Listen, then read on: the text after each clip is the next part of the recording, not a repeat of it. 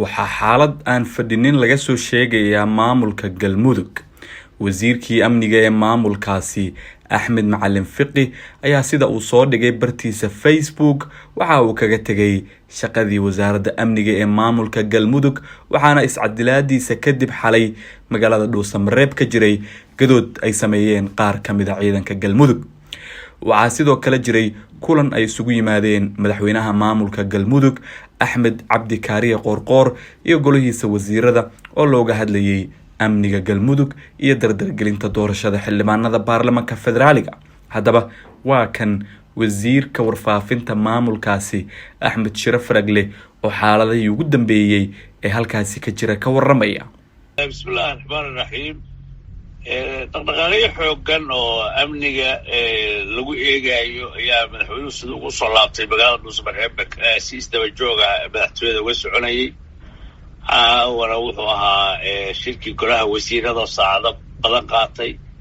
Shirkii golaha wasiirada waxyaalo badan baa looga hadlayay waxaana diiradda lagu saaray waxyaalaha xagga amniga ka soo cusboonaaday iyo xilliga doorashadii oo socota inaan aysan isku xirmin oo doorashadii baarlamaanka inta loo dhiman iyo intii aqalka hooseba qaybaha bulshada ama aan idhaahdo maamul goboleedyada iyo dalkaba qorshahooda aan hormuud ka noqono oo doorasho dhacdo.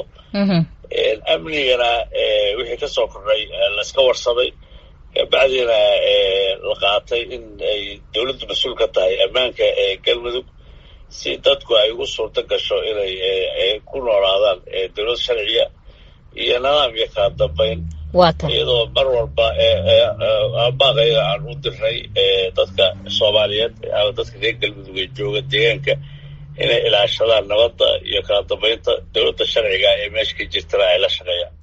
waa hagaag waxaa shaqada ka tagay wasiirkii amniga gudaha ee maamulka Galmudug marka ma lagu soo qaaday kulankiinan maxaase uu rasmiyan sida uu leeyahay uu shaqada uga tagay?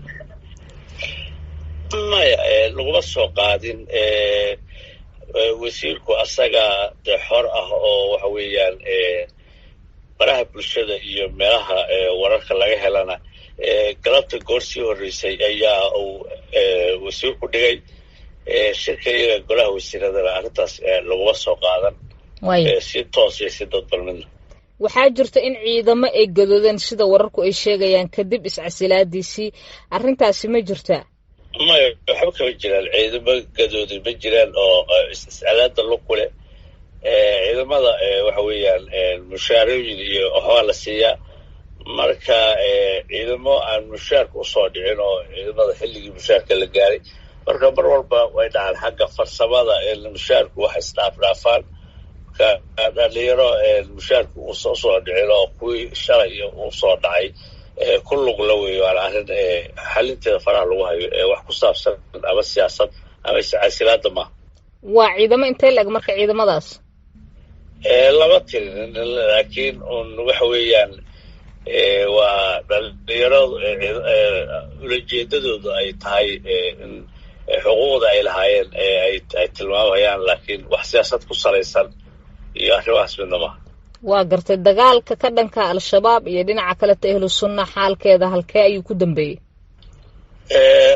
runtii mar walba heegan ayay ciidamadu leeyihiin warka iyagana way ku jirtay in dagaalkii al-shabaab lagula jira la laabo kuwa arrimahan kale hadda soo kordhana iyada il gaara lagu hayo amniga wixii wax u dhibayo wax laga qabto marka shirkayagu mar walba wuxuu daaqanaa daafaha badan naga kuuriyayaan nabadda laga hortago arrintaasna waa layska warsaday wixii nagaga aadan in xoogga la saaro dadka reer Galmudugna loo sheego in gacnaha la isqabsado loona wada diyaargaroobo difaaca deegaanka iyo doorashada.